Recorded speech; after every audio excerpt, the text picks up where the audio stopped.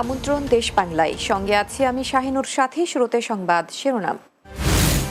৩ দফা বন্যা ও চলমান পরিস্থিতিতে ধস নেমেছে সুনামগঞ্জের পর্যটন খাতে, কয়েক কোটি টাকা ক্ষতি দাবি পর্যটন সংশ্লিষ্টদের। এবং চিকিৎসার অভাবে চোখের আলো হারাতে বসেছে শরীয়তপুরে বৈষম্য বিরোধী ছাত্র আন্দোলনে গুলিবিদ্ধ কিশোর, সহায়তার আবেদন।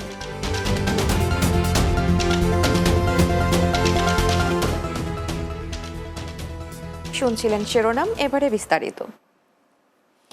৩ দফা বন্যা ও দেশের চলমান পরিস্থিতির কারণে ধস নেমেছে সুনামগঞ্জের পর্যটন খাতে। ফলে গত ২ মাসে পর্যটক শূন্য হয়ে পড়েছে এই জেলা। এতে এই মৌসুমে প্রায় কয়েক কোটি টাকা পর্যটন খাতে ক্ষতি হয়েছে বলে জানিয়েছেন পর্যটন সংশ্লিষ্টরা। সুনামগঞ্জ থেকে সহকর্মী আল হাবিবের প্রতিবেদন, জানাচ্ছেন অর্ণব নাসির। সুনামগঞ্জের টাঙ্গুয়ার হাওর, নীলাদ্রি লেক, লাকমাছড়া, বাড়িকাটিলা, জাদুকাটা নদী, শিমুলবাগান, নীল ঝর্ণা সহ পর্যটন স্পটগুলোতে নেই পর্যটকদের ঢল। আর এতে করে লক্ষ লক্ষ টাকা খরচ করে হাউসবোট তৈরি করা তরুণ উদ্যোক্তারা পড়েছেন চরম লোকসানের মুখে। অন্যান্য বছরের চেয়ে এই বছর আমাদের পর্যটকের অবস্থা খুবই খারাপ। অন্যান্য বছর এই মাসে আমাদের কোনো ফাঁকা থাকে না, আর এই বছর দেখেন অলরেডি প্রায় বোর্ডের ট্যুরগুলোই ক্যান্সেল গেছে। বন্যার কারণে ট্যুরিজমের যে জাহাজ বোট আছে ওইগুলো অফ হয়ে গেছিল। এটা তো পুরো বর্ষার মৌসুমে চলে, যেহেতু সিজন ভিত্তিক, এই মুহূর্তে পুষিয়ে ওঠা সম্ভব না। হঠাৎ করে জুনের মাঝামাঝি থেকে লাগাতার ৩ দফা বন্যার কারণে সুনামগঞ্জের সকল পর্যটন কেন্দ্র বন্ধ ঘোষণা করে জেলা প্রশাসন। তবে বন্যা পরিস্থিতি স্বাভাবিক হলে আবারও খুলে দেওয়া হয় পর্যটন কেন্দ্রগুলো। কিন্তু দেশের চলমান পরিস্থিতির কারণে পর্যটক শূন্য হয়ে পড়ে এই জেলা। আমাদের কয়েকটা ট্যুর ধরা ছিল, গেস্ট আসতে পারে নাই, তাই আমরা ট্যুর দিতে পারিনি। আমাদের এখানে 200 থেকে 250 হাউস বোটগুলো স্টাফ রয়েছে। প্রতিটা হাউস বোটে 8 থেকে 10 জন করে স্টাফ।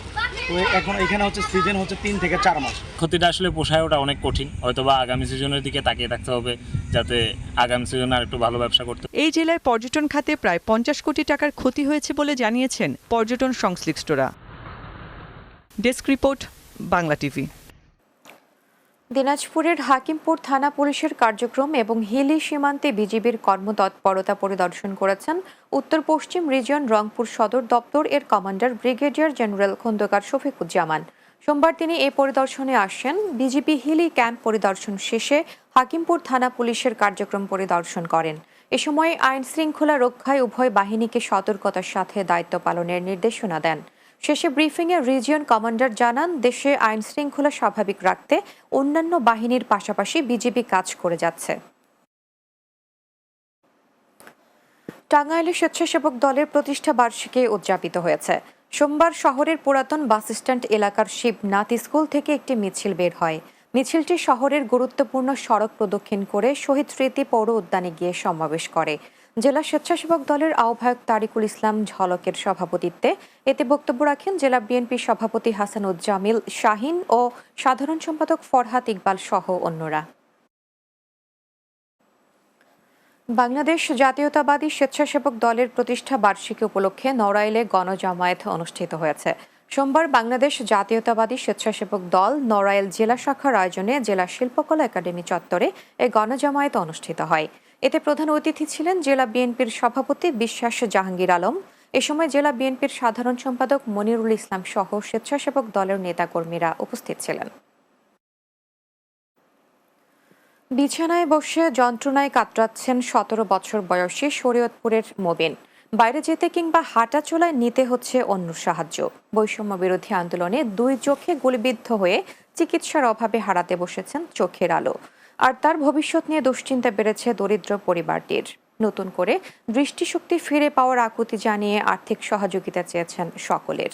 শরীয়তপুর প্রতিনিধি নয়ন দাসের পাঠানো প্রতিবেদন, জানাচ্ছেন সুরেয়া সীমা। শরীয়তপুরের ডামুডা উপজেলার বড় শীতলকুড়া এলাকার 17 বছরের কিশোর মবিন। বড় ভাই জুলহাস বাক ও বুদ্ধি প্রতিবন্ধী, মেজ ভাই সামান্য বেতনের একজন ড্রাইভার। বাবা মারা যাওয়ার পর সংসারের সচ্ছলতা ফেরাতে কয়েক মাস আগে ঢাকার উত্তরার রাজলক্ষ্মী এলাকায় কম্পিউটারের দোকানে চাকরি নেয় মবিন। পরিবার জানায়, দেশ জুড়ে যখন চলছে বৈষম্য বিরোধী আন্দোলন, তখন ঘরে বসে না থেকে আন্দোলনে যোগ দেন মবিন। গত 18 জুলাই ঢাকা উত্তরার একটি মিছিলে অংশ নিলে গুলি লাগে তার 2 চোখে। গুরুতর অবস্থায় ভর্তি করা হয় ঢাকা মেডিকেল কলেজ হাসপাতালে। ছাত্রদের নেমে ছাত্রদের সাথে ছাত্ররা আসার মতো নানান ছাত্রদের সাথে মিছিল করতে করতে থানার কাছে যাই। থানার কাছ থেকে টোলা থেকে যাই গুলি আসে আমার মাথায় এসে পড়ে। মাথায় এসে পড়ার পরে মানে সব জায়গায় এসে পড়ে কিন্তু বুঝতে পারি না। তারপরে সাথে সাথে আমার চোখ উল্টা জায়গা চোখটা দেখি না। গত 1 মাসে মবিনের চিকিৎসায় ব্যয় হয়েছে প্রায় 2 লাখ টাকা। তবে এখন অর্থের অভাবে থেমে রয়েছে তার চিকিৎসা। সমাজের বিত্তবানদের ও সরকারি সহায়তা পেলে সুচিকিৎসায় আবার দৃষ্টি ফিরে পাবে মবিন, এমন আশা পরিবার ও প্রতিবেশীদের। এই সরকারি সবার কাছে আবেদন আমার যে আমার ছেলে সুচিকিৎসা পাক, আমাদের পাশে এসে ধরো আমার একটা ঘর নাই, শুধু এই ভিটাবাড়ি ঢুক ছাড়া কিছু নাই। সরকারের কাছে একটাই আবেদন যে ওর চোখ দুইটার চিকিৎসা করা হোক, ও যাতে আবার সুন্দরভাবে এই বাংলাদেশকে দেখতে পারে। শেষ সম্বল বলতে মবিনের পরিবারের রয়েছে একটি ভাঙা বাড়ি। চিকিৎসা ব্যয় মেটাতে হয়তো সেটাও বিক্রি করতে হবে। এ অবস্থায় পরিবারটির পাশে থাকবে সরকার, এমন প্রত্যাশা সকলের।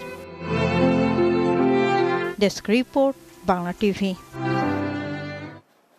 দেশ বাংলায় নিচ্ছি বিরতি, ফিরে আসার পর অন্যান্য সংবাদের সাথে আরো যা থাকছে।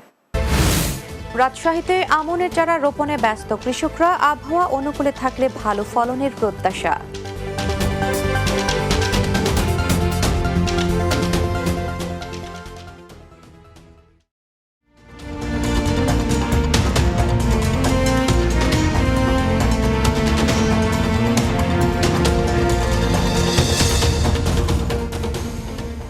বিরতির পর দেশ বাংলায় স্বাগত আরো একবার। পাবনার সুজানগর উপজেলা পরিষদের গাড়ি চালক পদে কর্মরত শাহিন প্রামাণিক ও ইমরান প্রামাণিক নামের 2 ভাইকে ভূমিদস্যু আখ্যা দিয়ে তাদেরকে চাকরি থেকে প্রত্যাহার চেয়ে মানববন্ধন করেছেন ভুক্তভোগী এলাকাবাসী। সোমবার উপজেলার আহমদপুর ইউনিয়নের কাশীনাথপুরের আহমদপুর অটো গ্যারেজের সামনে এই মানববন্ধন অনুষ্ঠিত হয়। এতে বক্তব্য দেন কিরণ শেখ, আলিম খান, সবুজ মিয়া, সিরাজ শেখ, নাসিম শেখ, পাভেল খান, হাজি আব্দুল সালাম সহ ভুক্তভোগী এলাকাবাসীরা। এ ব্যাপারে সুজানগর উপজেলা নির্বাহী অফিসার মীর রাশেদুজ্জামান রাশেদ বলেন, তাদের বিষয়ে সুনির্দিষ্টভাবে অভিযোগ পেলে তদন্ত করে ব্যবস্থা গ্রহণ করব। রাজশাহীতে আমন ধানের চারা রোপণে ব্যস্ত সময় পার করছেন কৃষকরা। খরার পর বৃষ্টি হয় ফলন নিয়ে শঙ্কা কেটেছে তাদের। সার, কীটনাশক ও জ্বালানি তেলের ঊর্ধ্বগতির বাজারে আবহাওয়া অনুকূলে থাকলে ভালো ফলন পাবে বলে প্রত্যাশা কৃষকের। রাজশাহী থেকে সহকর্মী অজয় ঘোষের তোলা ছবি এবং বিজয় ঘোষের প্রতিবেদন জানাচ্ছেন মাসুদ রানা। রাজশাহী কৃষকরা ব্যস্ত আমন ধানের চারা রোপণে। কেউ বা ধানের চারা উত্তোলন, কেউ চারা রোপণ, আবার কেউ বা গাছ পরিচর্যা করছেন। বছরে এই সময় প্রচুর বৃষ্টিপাত হলেও এবারে চিত্রটা কিছুটা ভিন্ন ছিল, তাই বৃষ্টিপাত নিয়ে শঙ্কায় ছিলেন তারা। এরই মধ্যে বৃষ্টিপাত হওয়ায় কেটে গেছে সেই শঙ্কা। তারপরও জমিতে পানি সেচ দিয়ে চারা রোপণ করছেন কৃষকরা। সার, কীটনাশক ও জ্বালানি তেলের দাম বেশি হওয়ায় আবাদে হিমশিম খেতে হয় চাষিদের। আর্থিক ক্ষতি পুষিয়ে নিতে ধানের ন্যায্য মূল্যের দাবি তাদের। প্রস্তুতি শেষ পর্যায়ে, ধান লাগানো চলছে। 17 ধানের ধান লাগাচ্ছি আমরা। এই মৌসুমে আমাদের কাজ শেষের দিকেই, এই মাঠের কাজ হলে আমাদের কাজগুলো শেষ হয়ে যাবে। আবহাওয়া অনুকূল থাকলে ভালো ফলন হবে বলে আশা করেন কৃষি কর্মকর্তা। তো বৃষ্টিপাত ভালো এবং কৃষকরা পুরো দমে রূপামন জমিতে লাগাচ্ছে এবং আশা করি এবার আমাদের রূপামন আবাদ গত বছরের তুলনায় কিছুটা বৃদ্ধি। চলতি বছরে 83,567 হেক্টর জমিতে আমনের চারা রোপণ করা হচ্ছে, যা থেকে প্রায় 3,05,762 মেট্রিক টন ধান উৎপাদনে আশা করছে কৃষি বিভাগ।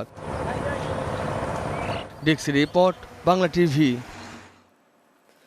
ময়মনসিংহের ভালুকায় চাঁদাবাজি, সন্ত্রাসী ও নৈরাজ্যের প্রতিবাদে বিএনপি ও অঙ্গ সহযোগী সংগঠনের বিক্ষোভ মিছিল ও সমাবেশ অনুষ্ঠিত হয়েছে।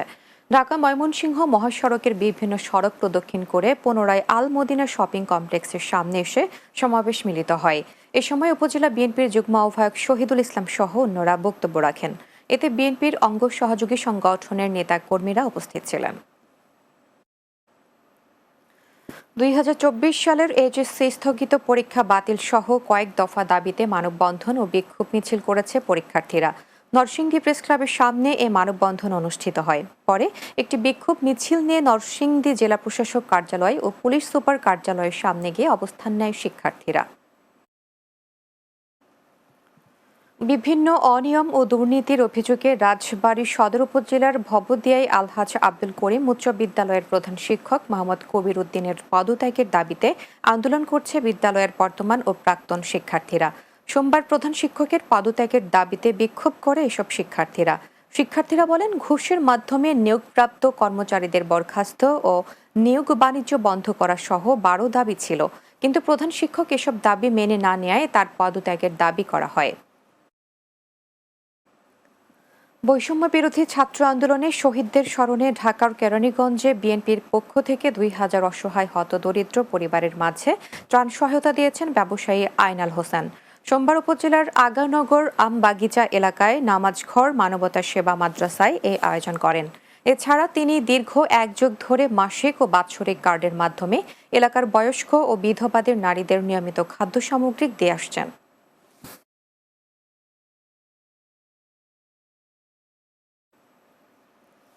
শেষ করব দেশ বাংলা, যাবার আগে শিরোনামগুলো আরও একবার।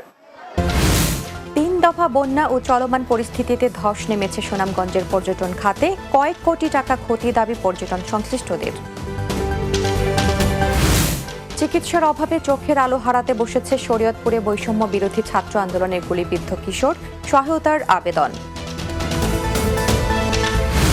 এবং রাজশাহীতে আমনের চারা রোপণে ব্যস্ত কৃষকরা, আবহাওয়া অনুকূলে থাকলে ভালো ফলনের প্রত্যাশা।